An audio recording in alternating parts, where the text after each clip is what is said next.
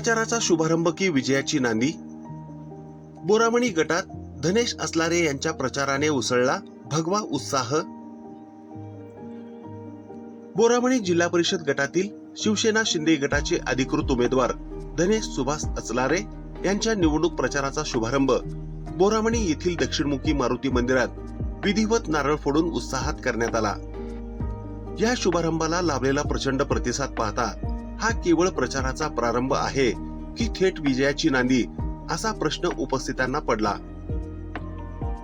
यावेळी शिवसेना जिल्हा प्रमुख तथा नूतन नगरसेवक अमोल बापू शिंदे, जिल्हा प्रमुख अमर मालक पाटील, राष्ट्रवादी काँग्रेस शरद पवार गटचे नेते राजन भाऊ जाधव, मनीष भैया काळजे, राम अप्पा चौगुले यांच्यासह अनेक पदाधिकारी, कार्यकर्ते व नागरिक मोठ्या संख्येने उपस्थित होते। शिवसैनिक महिला भगिनी आणि युवकांच्या उत्स्फूर्त सहभागामुळे संपूर्ण बोरामणी परिसर भगवामय झाला होता। प्रचार सभेत बोलताना अमोल बापू शिंदे म्हणाले, सर्वसामान्यांच्या हाकेला धावून जाणारे आणि जमिनीवर राहून काम करणारे नेतृत्व म्हणजे धनेश असलारे।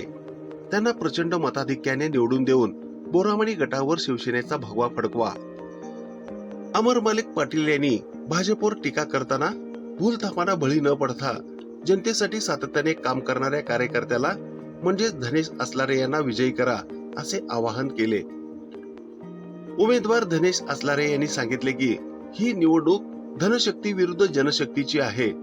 जनतेने जनशक्तीच्या बाजूने ठामपणे उभे राहावे। त्यांनी मराठा आरक्षणाला असलेला पाठिंबा आणि सर्व धर्म समभावाची भूमिका स्पष्ट केली।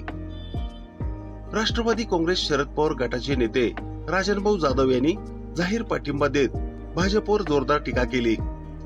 मराठा आरक्षणाला विरोध करणाऱ्यांना जनता यावेळी योग्य उत्तर देईल असा इशाराही त्यांनी दिला। कोण आला रे कोण आला, शिवसेनेचा वाघ आला या गगनभेदी घोषणांनी संपूर्ण परिसर दुमदुमून गेला। एकूणच या प्रचार शुभारंभाने बोरामणी जिल्हा परिषद गटातील राजकीय वातावरण तापले असून धनेश असलारे यांच्या प्रचाराला मिळालेला प्रतिसाद आगामी विजयाची स्पष्ट नांदी मानली जात आहे। माझे सर्व नेते मंडळी, माझे सर्व आदरवाद, माझे सर्व आई बहिणी, माझे सर्व माता भगिनी आणि सर्व नेते मंडळी सर्व आल्याबद्दल मी त्यांचा इथूनच सार्थक धन्यवाद करतो। कारण का माझे फक्त एक मेसेज आले, मी कुणालाही फोन केला नाही, त्याबद्दल तुमचे किती उपकार। आता माझ्यावर एवढे उपकार झाले मी काय म्हणजे ते सांगण्यासारखं नाही। आणि मी तुम्हाला कळकळीची विनंती करतो की हे जनशक्ती विरुद्ध धनशक्ती आहे।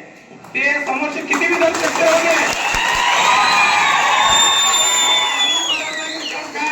परवा मी काशीबाग पंचायत समितीमध्ये भाऊ 2 सीट दिलं होतं, एक राम अप्पा चौगुले आणि शंकर वाडकरांना। पूर्ण दोन्ही सीट मैत्री साहेबांना विनंती केले, साहेब तुम्ही आमच्या काशीबाग गावाला न्याय द्या। काशीबाग गावाला 30 वर्ष कोणत्याही पक्षाने तिकीट दिलं नव्हतं। मैत्री साहेबांनी काय विचार केले, तुम्ही दोघं जण आलात, गाव ठरवू दे आम्ही एक उमेदवार देऊ म्हणून सांगितले। मग दुसऱ्या दिवशी सकाळी राम अप्पा चौगुले शंकर वाडकर गेले, शंकर वाडकरचा तिकीट फायनल झाला आणि राम अप्पा म्हटले, राम अप्पाने 61 डोळे आहे माझं शंकर, मी उभारतो। नाही अप्पा मी उभारतो। बिचारे आमचे राम अप्पा मोठं मन करून शंकरना हो दिला आणि राम अप्पांना सांगितले, शंकर तुम्ही राम अप्पा तुम्ही विड्रॉल करा आणि मी काढून घेतो। मग राम अप्पाने स्वतः विड्रॉल केले आणि तो आमचा शंकर वाडकरने त्यांच्या सेटलमेंट करून आपल्या काशेगावच्या पूर्ण नागरिकांना मतदारांना फसवणारा माणूस तुम्ही सर्व जे समोरचे भारतीय जनता पार्टीने सर्व दडपशाही करून त्यांच्यावर एक हुकुमशाही करून आमच्या शंकर वाडकरांना एक दडपशाही करून महागाई घ्यायला लावलं आणि त्याला काय वाटलं एक नाही बाबा ते भाऊ गेला तर मी दुसरा भाऊ तिथं आहे का काळजी करू नका। आतापर्यंत कधी बी जातीचं राजकारण केलं नाही आणि राजकारण कधी करणे आम्ही फक्त समाजकारण केले। आतापर्यंत मी मान्य श्री सिद्धारामजी मैत्री साहेबांच्या वाढदिवसाने आतापर्यंत 331 मुलीचं कन्यादान केलेला माणूस आहे मी। आपल्या कोरोना काळात अडचणी काळात मी स्वतःच्या पैशाला पूर्ण कोरोना अल्पम गोळ्या आणि कोरोना सेंटर बोरामणी चालू केलं होतं। आतापर्यंत सामाजिक माध्यमातून मी गोरगरिबाचा तहसीलदार ऑफिस राहू दे, प्रांत ऑफिस राहू दे, सिव्हिल राहू दे, सोलापूर विभाग राहू दे, आतापर्यंत मी कधी बी असं विचार केला नाही। एक फोन केला की मी तिथं येऊ देत नाही, कॉन्फरन्स मध्ये फोन करतो, मी लगेच तिथं प्रॉब्लेम सॉल्व्ह करतो। मी आतापर्यंत बोरामणी पंचायत समिती सदस्य असताना 2 ते 3 कोटी रुपये मी निधी आणले, पण कधी मी आणले असं कधीच केलं नाही. करणार नाही.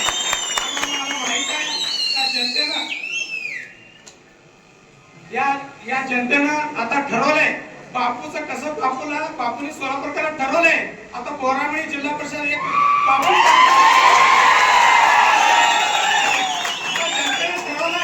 तुमच्यासारखे मित्र परिवार, तुमच्यासारखे मोठे ज्येष्ठ मंडळी असताना मला कशाची बी मी कधी बी घाबरणार नाही. आणि तुमच्यासारखं साथ असल्यावर मी कशाला घाबरू. म्हणून मी सर्वांना कळकळीची विनंती करतो, कसं हे आपण ठेवलं ते आपण कडेपर्यंत टिकू आणि तुमचे साथ आमच्या असं कायमस्वरूपी राहू दे असं मी ईश्वरचरणी प्रार्थना करतो. आणि सर्वजण आल्याबद्दल सर्वांना मी अजून एकदा आभार मानतो. आणि एक आता या